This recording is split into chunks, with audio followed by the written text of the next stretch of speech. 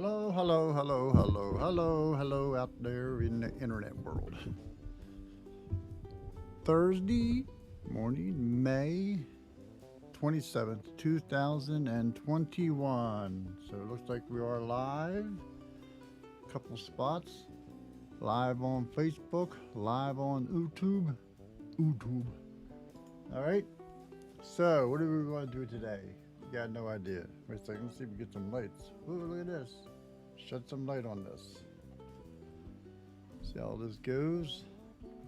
One man show here, heavily unscripted. Figuring out what we want to do. Usually start with like a daily little warm up or something like that. Lately, I've just been exploring one chord when I do my practice. In fact, we will probably explore learningukulele.com and just figure out what and how to practice. I have a stream of thought on that subject of practice. All right, so a great practice tool is, one of them is, let's turn down the background music, fade it out. There we go, getting some background noise, but oh, hold on one second. I know what that background noise is. Enjoy yourself.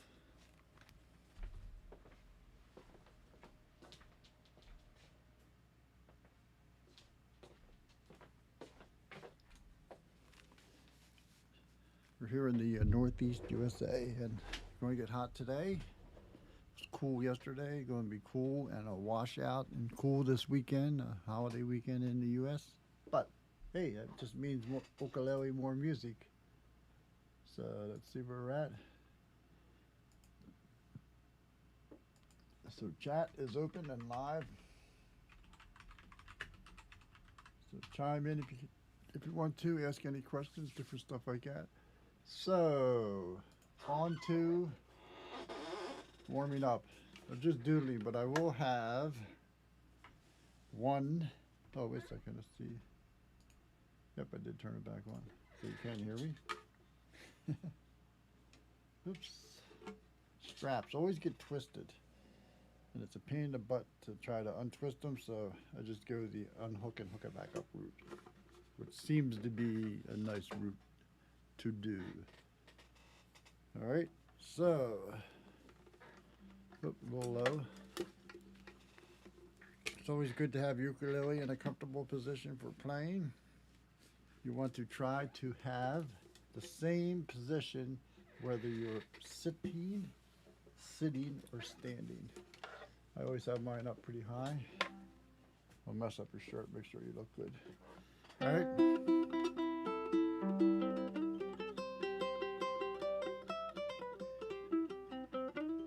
I was doing this earlier. I have a lot of these. I'll bring up my iReal Pro. All right, so you'll notice I have a whole big song list, everything. You can download lots of stuff online. Oh, look, scales. What did I do there? Oh, I was writing some chord progressions in different modes, which is just harmony, not in the traditional mixing two words together. Tonic dominant. What we're used to of the one tonic to and the 5 chord always resolving, and everything else resolves and revolves around them. So, where's my practice? I actually use it with students. I call it like student lesson material. One chord, minor. Minor one chords are pretty cool to do. See if we can move this up a little bit. There we go. There you go. There you go. That'll be good. Pick a different style. Nice tempo.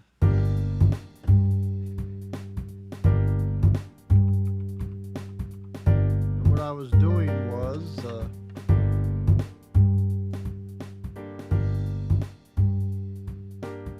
exploring a ninth against the chord. So this G minor is a root, flat third, and fifth from a G major scale. So that means G, B flat, and D.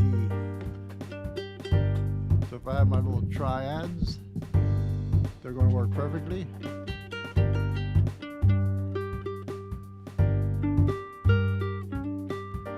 I can add one note, a ninth or second. Hear how that sounds and really register how that sounds.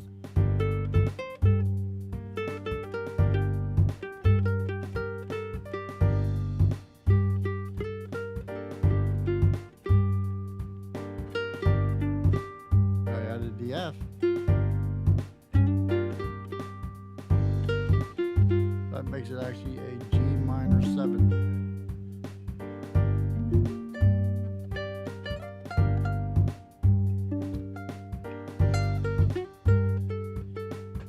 Nice, sounds cool. So what you're trying to do is register that sound in your head.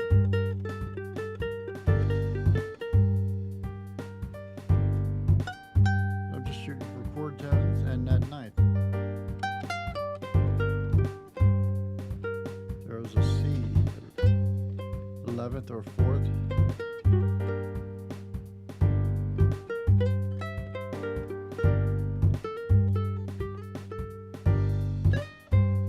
So the E flat, problematic in this chord because of the D. E's half step higher, E flat half step higher, so that's going to sound dissonant. E, that's a half step lower than the F, so problematic. It's good though if you go to a chord tone target.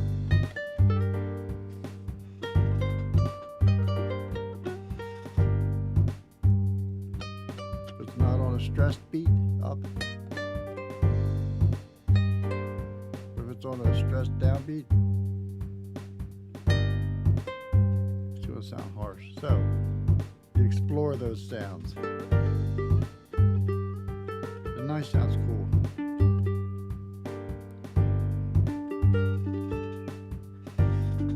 Very, like, to me, floaty. Just nice and floaty above.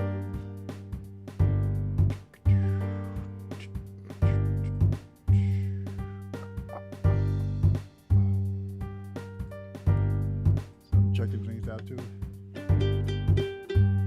My nails are coming back. More flesh is now. It's more fleshier than nail.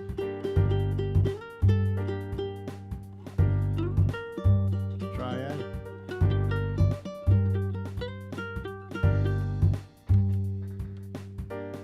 The monotonous, just one chord. So here, add a 5 chord to it. Smooth jazz. So I'm thinking, what's the difference between D7 and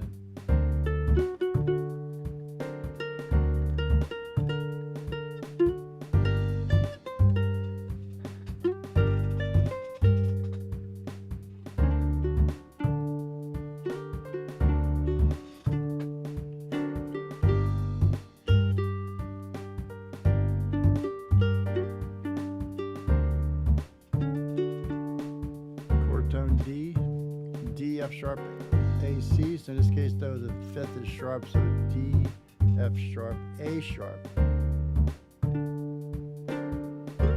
So that's the same as the B flat. In fact, that's why it's sharp, it sets up to B flat.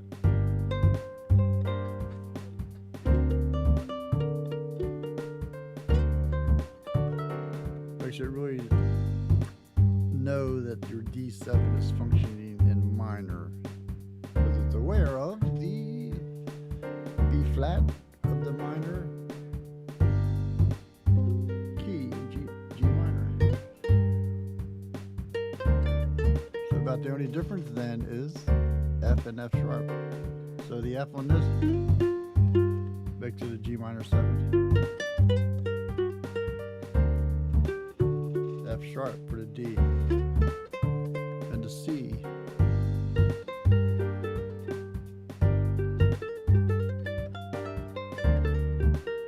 There's that E, trouble with the E. Might sound good on the D. So you're exploring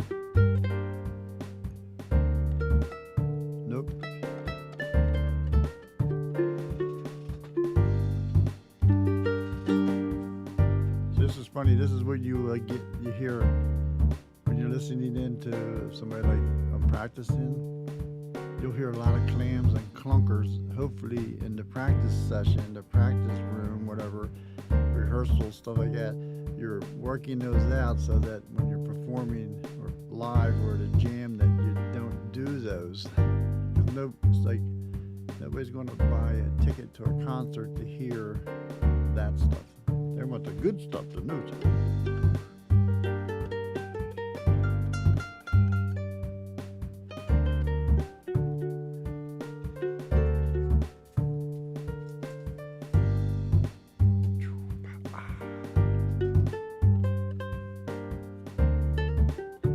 So listen for the chord, don't look at it.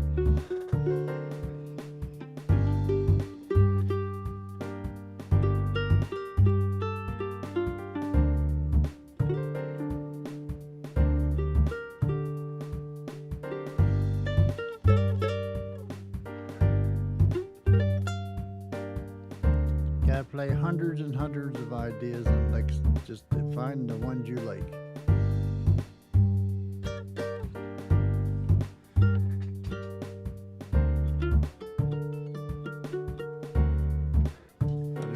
It's an augmented chord, that D augmented fifth with the flat seven.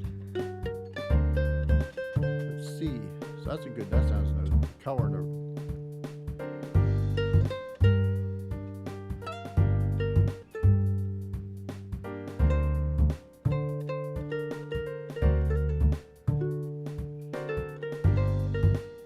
Target melodies, B flat, down to the F sharp, up to the C, B flat, F, make it a minor 7.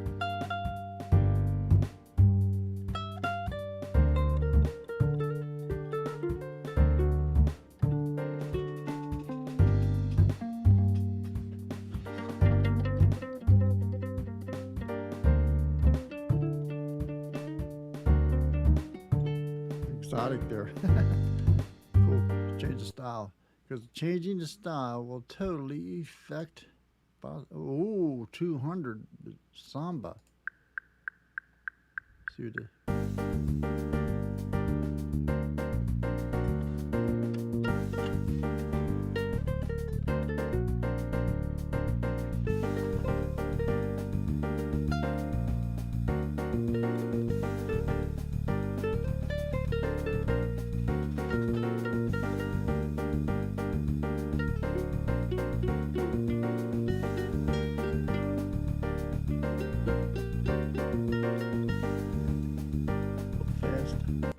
I don't do many sambas, but I do bossas a lot.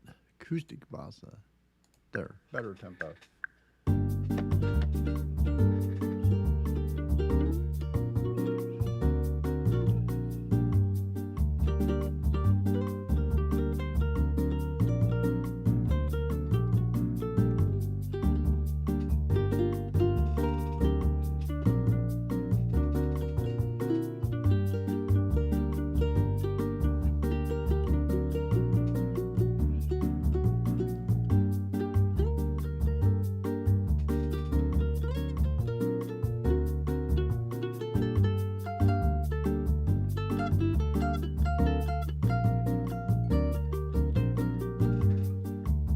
So, Triad. Find your G minors. Usually, especially if you do a smaller soprano or concert, the higher one gets a little tougher. Then D.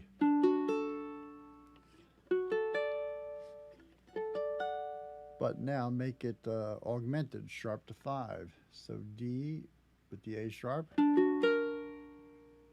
D, the A sharp, D with the A sharp. Wait a second. Now they're all the same shape, so any one of these notes could be the root of an augmented chord. It's one of those chords that has equal distance intervals. The distance from D to the F sharp is a major third. X number of steps is the same as the F sharp to the A sharp.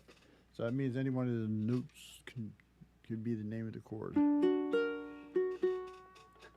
So you have to find the D's.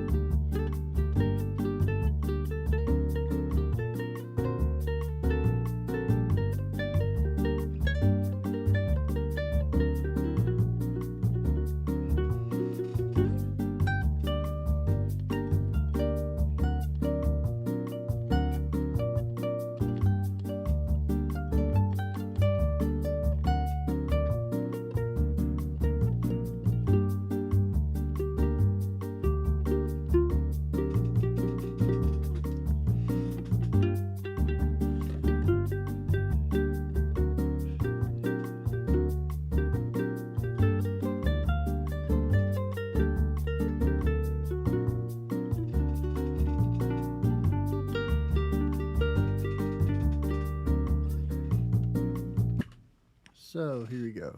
That's good. That's cool. Cool beans, cool beans, cool beans. I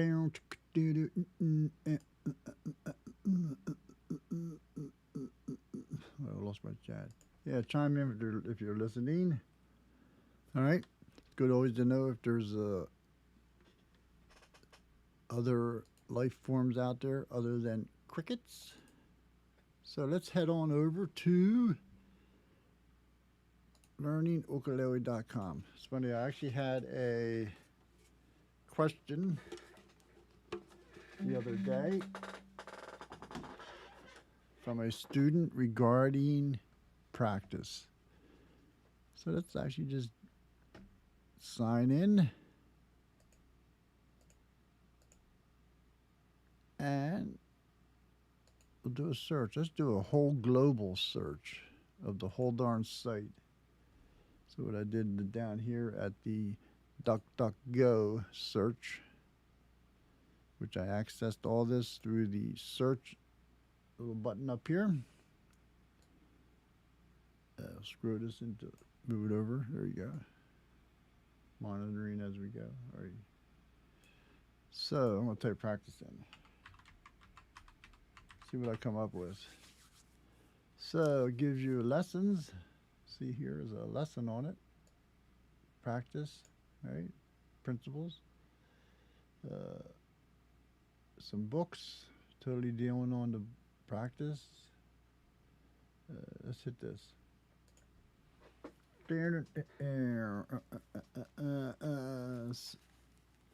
So, first let's start with this. Let's visit Chuck Anderson's sort of a guest lesson I've had on the site from him. Practice, play, rules, theory, the 3 words. So let's see what Chuck has to say about this. The 3 words. He wrote this blog entry, I don't know how long ago. This is back. First published in 2014. So I had studied with Chuck for years, so he says there are 3 words commonly used in music that should be avoided or at least refined. Every time I read this, I see some little typos. So this is always good I get over these. These 3 words are, you hear it all the time, practice, play, and rules. So here's Chuck's take on this. Practice, this implies boring repetition. It's uncreative and unproductive. That's what you think. Play, this connotes casual fun, a frivolous, optional activity. Rules, these are a rigid set of law that must be followed. So Chuck goes on to suggest the word practice be replaced with the word explore. That's what I was doing when I was just going over that G minor to the D, just exploring the possibilities, exploring how I could apply what I have been practicing. Give me an example. So I have my G minor triads over the G minor chords. So what can I do with them? How many different ways can I play them?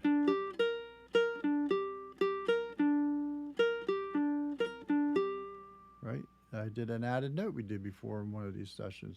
I'm going to add the F because I know it turns it into a G minor 7. So now to practice at home, exploring piece of it can be I would write down all possibilities. G, B, flat, D, F. Then when you have them under your fingers, then you would play the chord. You can even, if you don't have a backing track, you could play G minor.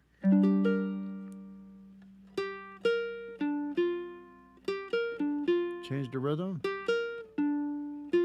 Play the chord afterwards, and you'll start to register the sound of those notes against the chord. Then there's 24 possible ways to play G, B flat.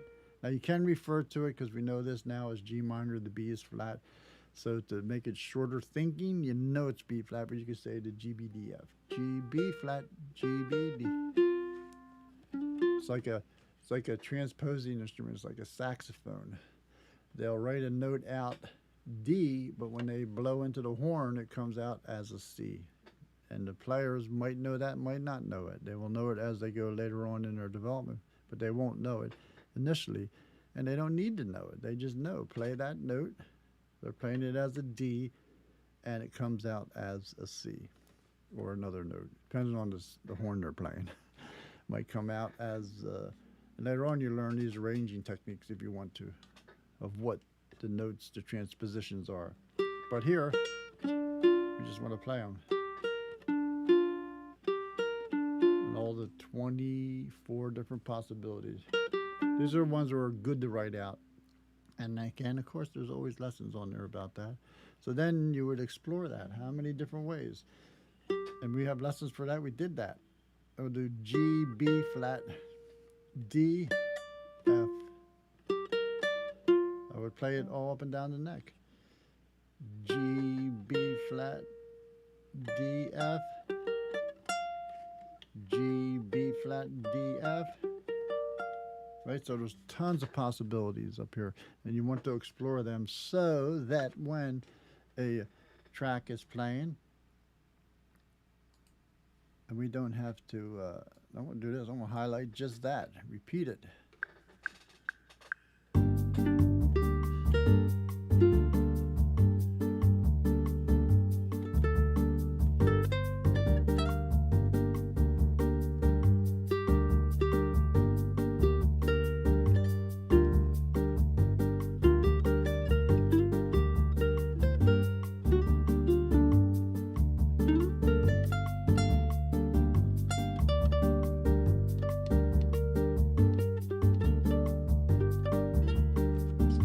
So that's just exploring that. All right. Back. Where's it at? Let me see. Click, click, click, click, click. All right. So explore possibilities. When you explore music, it becomes fun and exciting. To explore is to discover. Discover the possibilities. Play.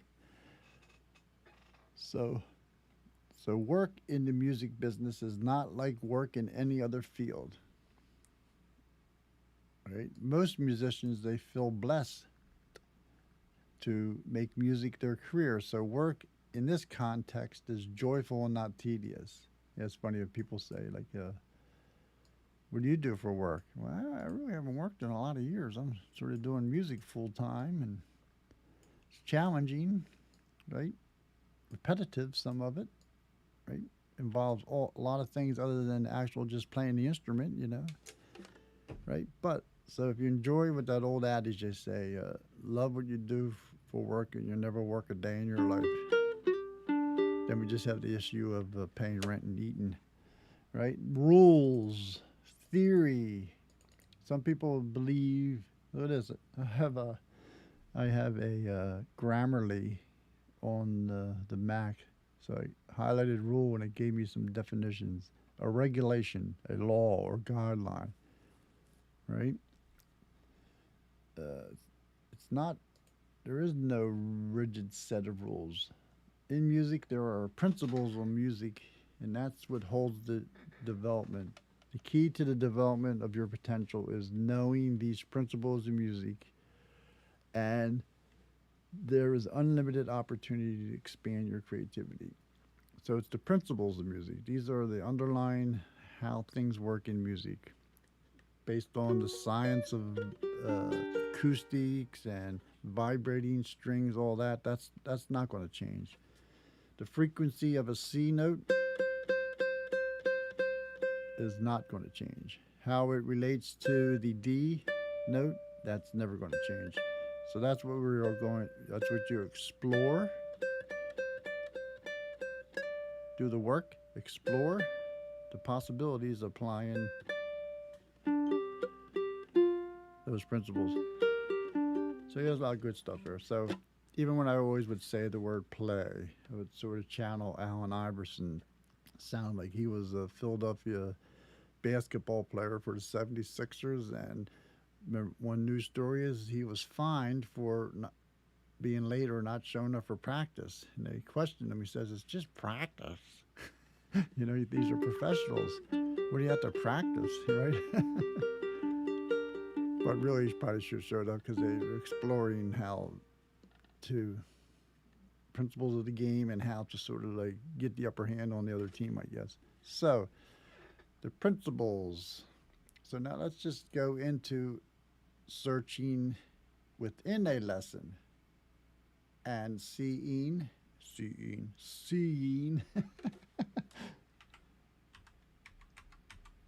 There's going to be a lot of good stuff up here. Oh, here we go. Practice principles. Ooh, nice. So here you go. So, those are the three words. We were on this. We started here. Actually, not calling it practice, but exploring. Lyle Ritz. Look, practice. Repetition of an activity to improve a skill, right? An organized event for the purpose of performing such repetition, right? They have some religious one too, right? So, here's what you can do with practice principles. Every time you want to pick up the instrument, now if you really want working on something, you want to establish some long-term goals, and you keep that in mind when you are practicing. Now you can also just pick up the instrument and just doodle. Lyle Ritz called it the fruit of the noodle. Just noodle around, exploring, trying different stuff. All right, but you could have some goals like I did this morning. I'd have my G minor, and I'm going to explore.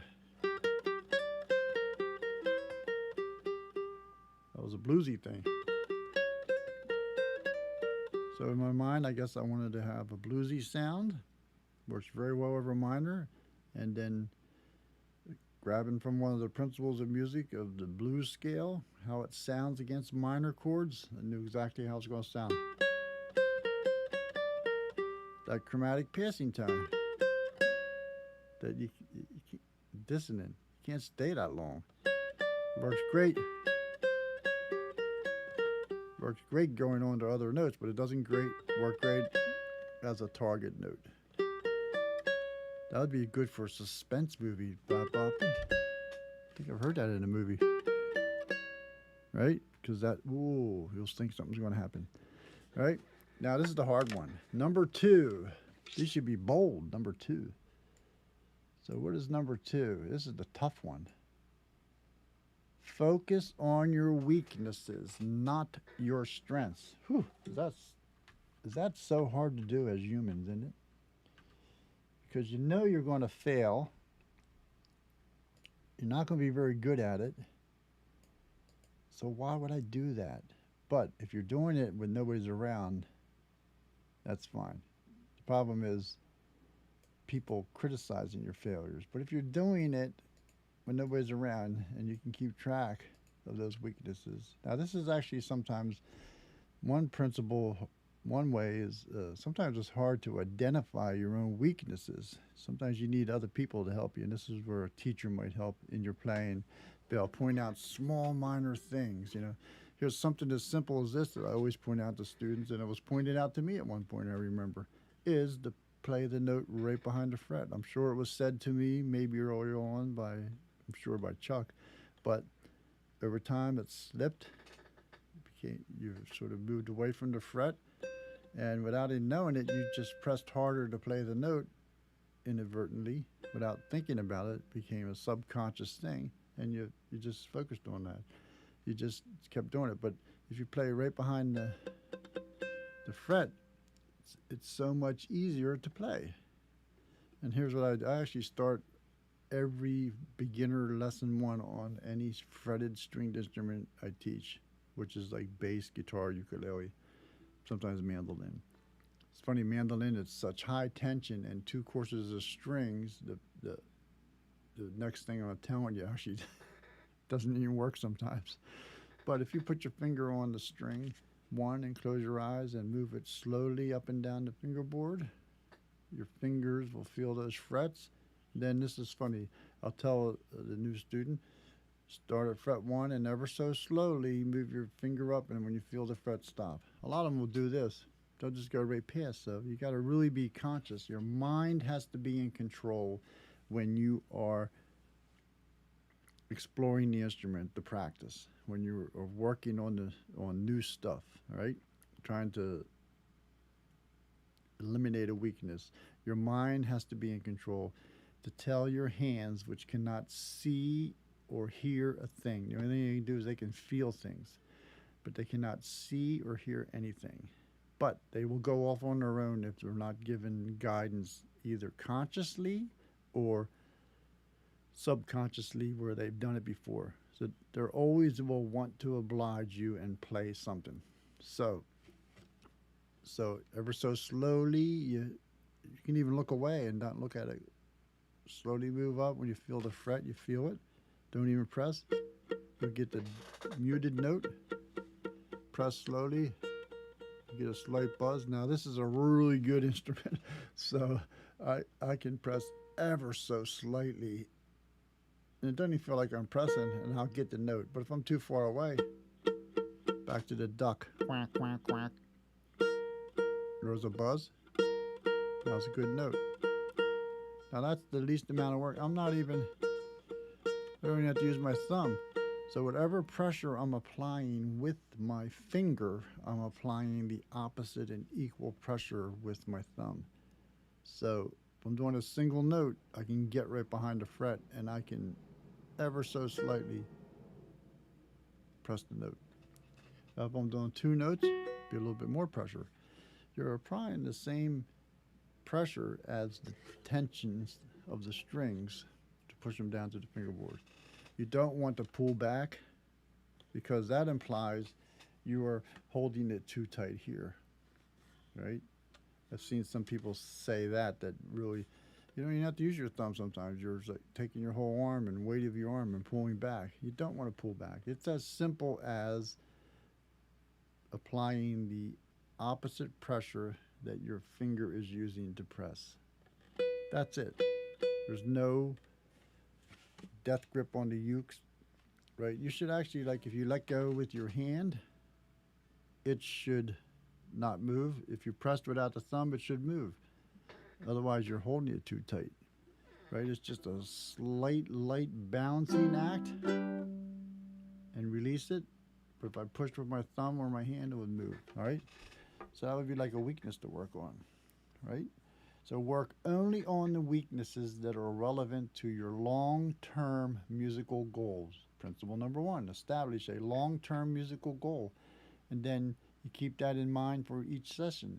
And short-term goals lead to long-term goals. Short-term goal, play right behind the fret if I can. Single notes, definitely possible, right?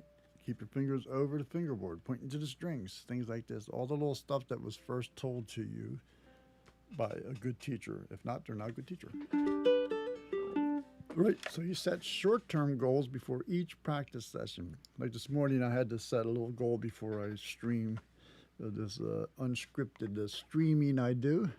And one was, what am I going to do, you know? Hey, so I thought, hey, how about practice? I had a student question, asked me how much should they practice?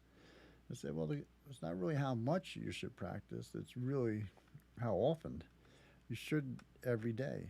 So I use this story, and every musician, we all use the same reply now. And I remember hearing it accredited to famous jazz guitarist. Forget who it was now. Darn, name slips my mind. Getting older, but he was asked this question of how often do you practice, and he says, "Well, I practice every day. If I miss one day of practice, I can tell." You know, and what goes is your technique, and maybe your memory later, but your technique definitely goes. Like think of it as getting in shape for sports. I mean, back in the day, they would always have like spring training for baseball players to get back in shape because if you're not playing and working on it constantly, you lose that edge. So he says every day I practice. And if I miss one day of practice, I can tell. If I miss 2 days of practice, my fellow musicians can tell. And if I miss 3 days of practice, the audience can tell.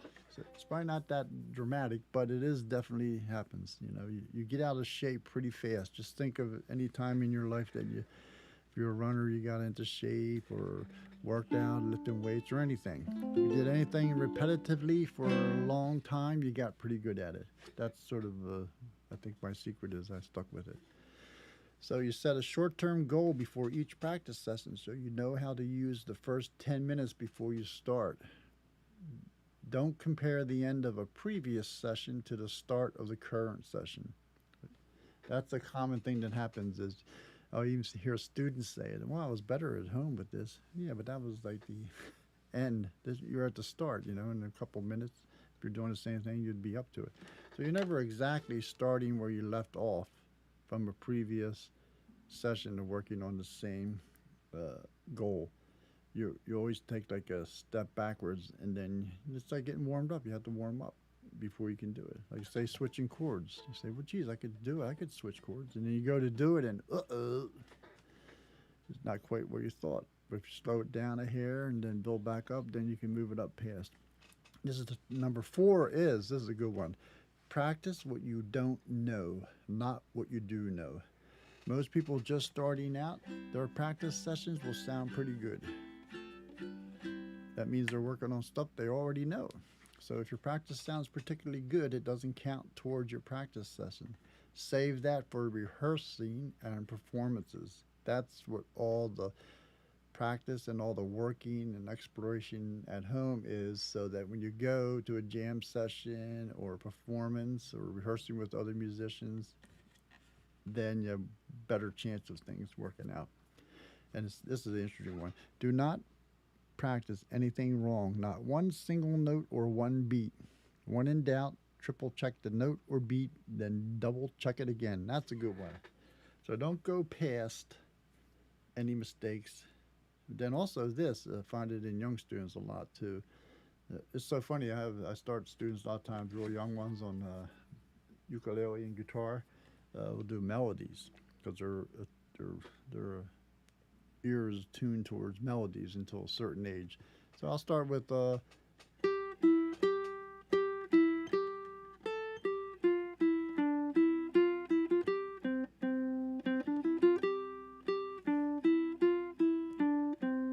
I played it right because I had done it before. So they'll get really good at this. Then I'll mess up this. They'll mess up, right? And then I'll say, okay, let's do that part over again. And then they'll go back. I'll say, don't play that again. You got it. That's very good. But it's hard for them to not go back to the beginning and move from there. But so I tell them, you get really super good at this, but you still struggle with the next phrase. So you break it into phrases. It's a note at a time. You never have to worry about more than 2 notes. The one you're on, and how the heck do I get to the next one? How do I do the next strum? What's the next chord? How in the heck do I get there, and what do I do when I get there, right? So your practicing actually shouldn't sound that great, right? So don't practice anything wrong. Don't play pieces or songs through from beginning until end. Work on the parts or pieces of the song. Save that for rehearsing for performances. That's when you will work on from beginning to end. Say if I was doing a song, you know, like a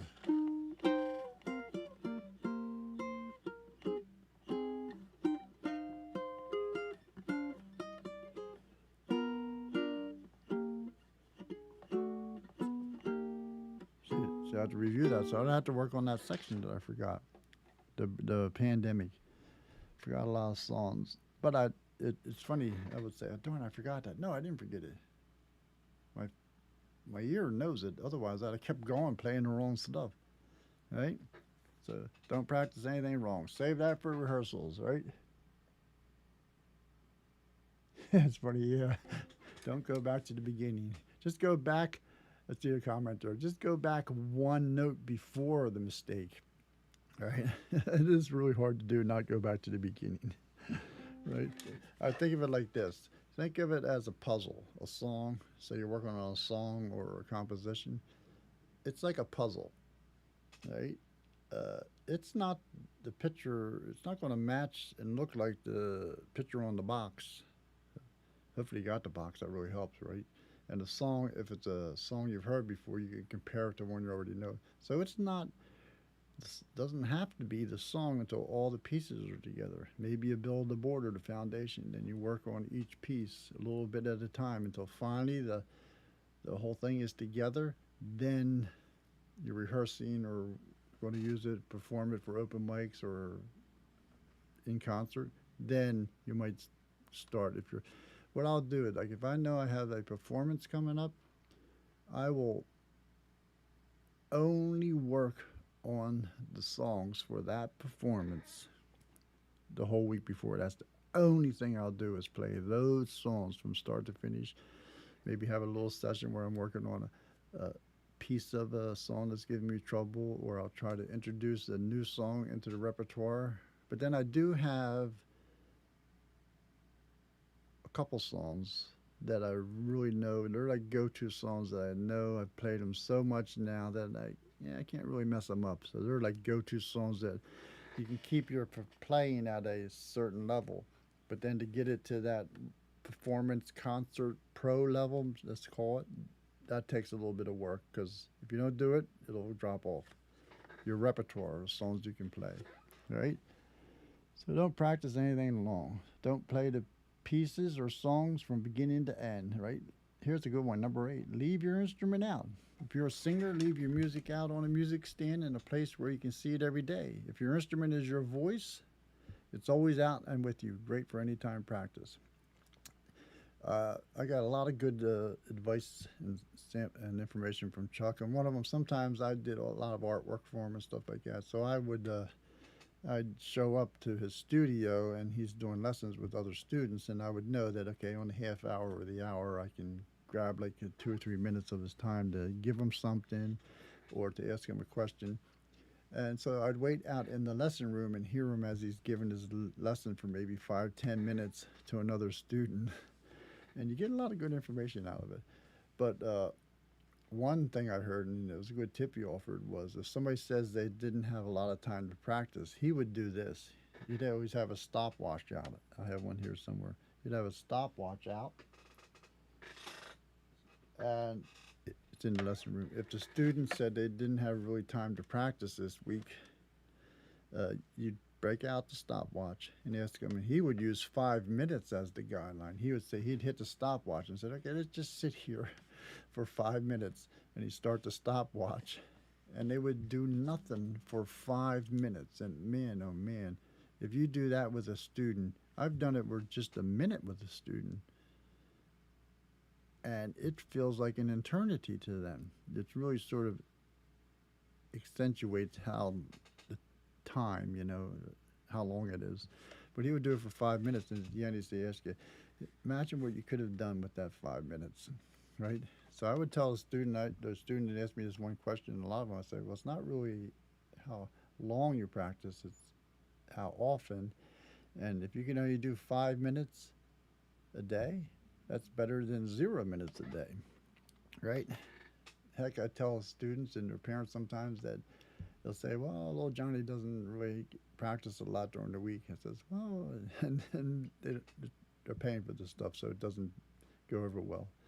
I'll say, well, he's guaranteed to get a half-hour practice each week if he shows up for the lesson. If he quits, he's only going to get 0 a week. But that's, oh, wait a second.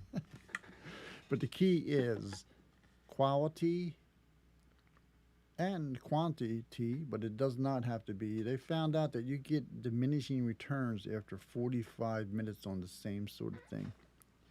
So you want to break it out. And, what Chuck here has here is practice at least for 10 minutes every day. If you miss days, don't give up. Just get back on schedule. Short sessions are better than no sessions. So I do the 5 minutes with students, telling parents, because sort of you know that if they pick up the instrument and try something for 5 minutes, a couple minutes in, they'll get, most of the time, they'll sort of lose track of time and they'll go longer than 5 minutes. Or they'll just get totally frustrated and give up, but then that's just something maybe inherent in their DNA at that point. And don't practice the same thing in the same order that you did the day before. Explore all possible variations.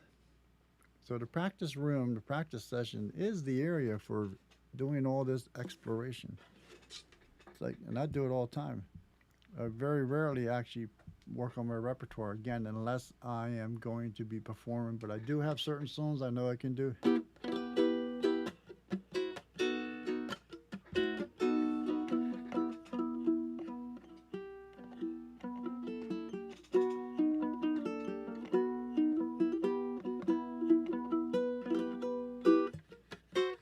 So I sort of know that, and on the first part I know really well, so I'm playing that and I'm thinking, I hope I remember the second part. Now, that's a good point, though. When I first learned on jazz guitar especially, I worked on some songs I did. I worked on Satin Doll and Misty, the easy standards that everybody does. But with Misty, I always have this inherent problem now that on the guitar, I could play the first A section. I could play it really well then. But then I'd mess up, or I'd go to the B section, which is a different sort of melody and harmony. And I'd mess up and I'd go back to the A section, and I had that problem that I would, so I got really good and memorized the A sections of the song, but the B section always gave me trouble until I really analyzed it. And Misty's not in my repertoire for concerts right now. If it was, though, I would spend the time into really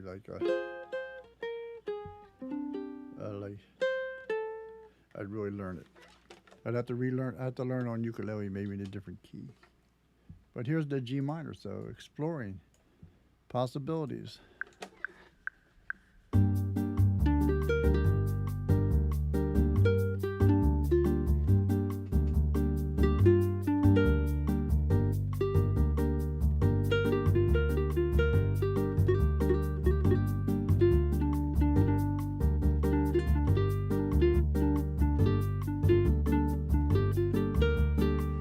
Repetition is good in music, but usually after the third time you want to change it up, because repetition beyond 3 times, like there's a guideline in music that the minimum number of times you want to repeat something is 3 times, because the first time it's fresh new, second time you've heard it, third time okay, it's getting old. The maximum time you want to repeat something is also 3 because of the same guidelines. Now if you keep going,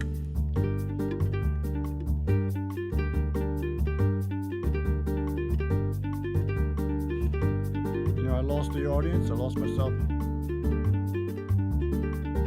The people will get interested again, but for the wrong reasons. It's like a contest. How long is he going to hold his breath or play that little lick? He does the classic one in the rock concerts. How long can you do that without making a mistake? Okay.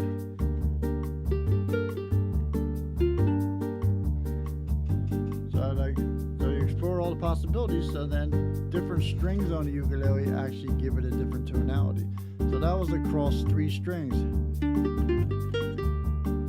And a different displacement, like G, B flat, D, F. G, B flat, D, G, B flat, D, F. If I want to stay here, I'll move the F here.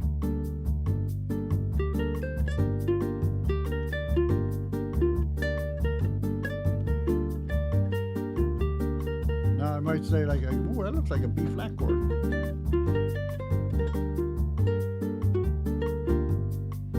G, B flat, D, F, G, B flat, D, F.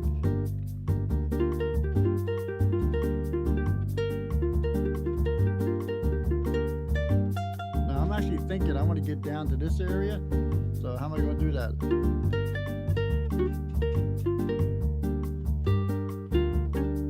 So you actually get to the point where you'll know really detailed information about different musical concepts and principles, and even how to navigate the fingerboard. Like I know G minor down here, Triad, but I'm going to get to my third finger.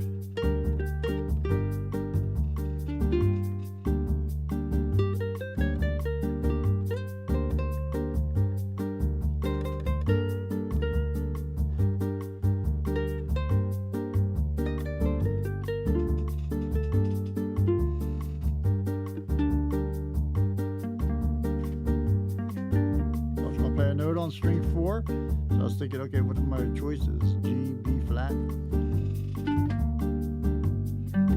9th A, 11th,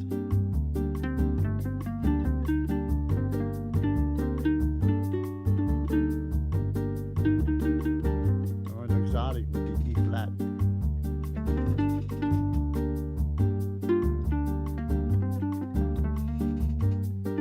Change fingering.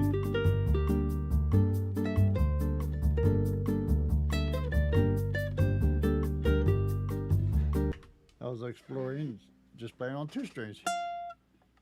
Let me hope we get it right.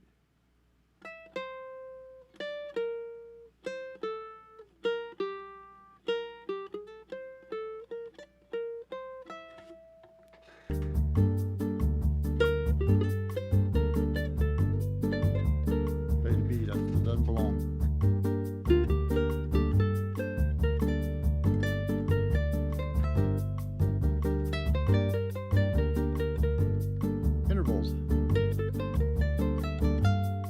Seconds, thirds, with the E flat,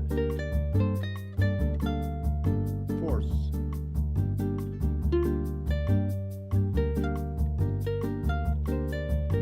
thirds,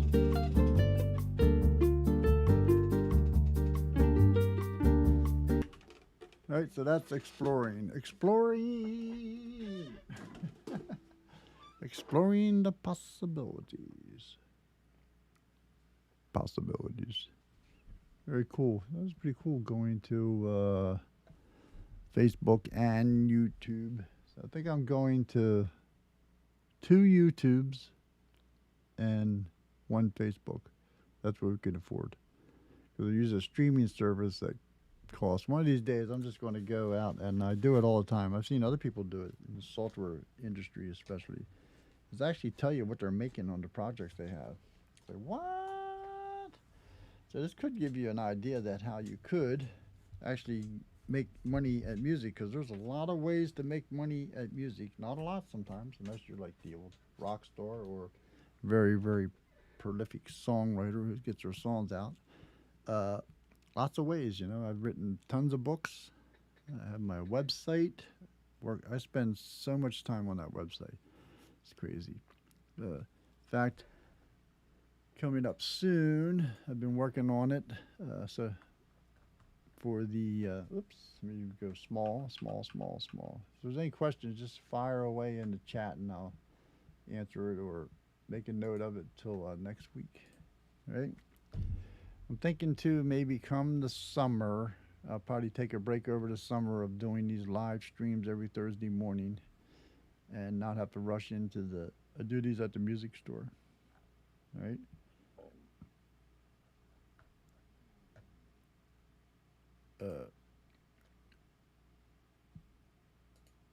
It's not really there yet, but at one point before I had what else do you think? I lost my train of thought. At one point I had where you could support the site with a monthly $9 a month membership. But then I thought, that's like, wow, somebody really intuitive could sign up for 1 month and download everything in 1 month just for $9. Be a lot of work, but I'm going to bring it back. And also, because I'm using some new software learning, I've been working on a couple days, because that's actually been broken. That you could sign up for the site for anything other than the forever membership of 149 and never pay again if you're not into memberships, which is a discount of like $100. In the summer or fall, it's going to raise it up to like 179, or maybe even just go all the way back to the 249. But you'll be able to sign up for a month, and I'm actually software allows me to have a 5-day free trial before your card gets charged, so you can check out the site. But that might mean I can put more, because there's a lot of stuff up there now. Like, notice now I'm not signed in. Uh, Most of the lessons. Ooh, I had to sign in. How you like that? Oh, I clicked series. Oh no, I didn't. Oh, wow, nice. Oh, lessons. Wow, I have to check that out. I always find stuff. It's a one-man show here, so series. Ooh, songs. Wow, I wonder what I did. Huh.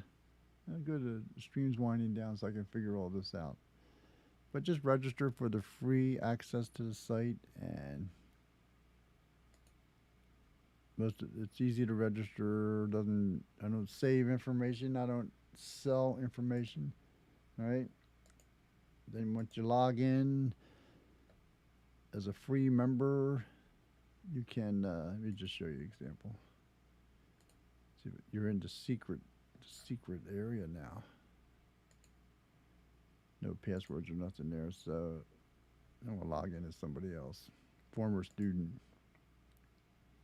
So this is what you will see with some. Oh, it's not verified. I did add this because I was getting uh, spammed Russian bots a lot last month, a month ago, or get like a 10, 15 new registrations in one day. It was like blowing up the site. So I've instituted a lot of new stuff to hopefully avoid that. All right. So explore the site. Just sign up for the free membership. Let me see if any Kook to Uke. I think he has a free. Oh, he's not verified either. But all you'll do is verify your email. It's easy. I don't save information, and you can explore everything. There's some free books. So here, what I said here is like tough. I've given a lot away. I don't make a lot of money on this. Pretty much anything I make goes into just paying for the site, the servers, the software, some of the licensing. So, all right. So I'm making a quest to. In fact, you can view all my books.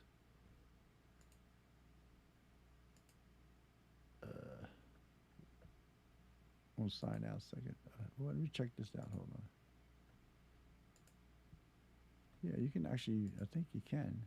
You can actually view the books. I'm not even signed in, and you can. Ooh, see the entire book. Small. Granted, it's small, but you can exactly see everything you'll get. And the site is based on pretty much everything that's in my books. That's why there's so many lessons. Some of them, like this book here, is a. It would be broken down into this. I know I'm going fast. Sorry.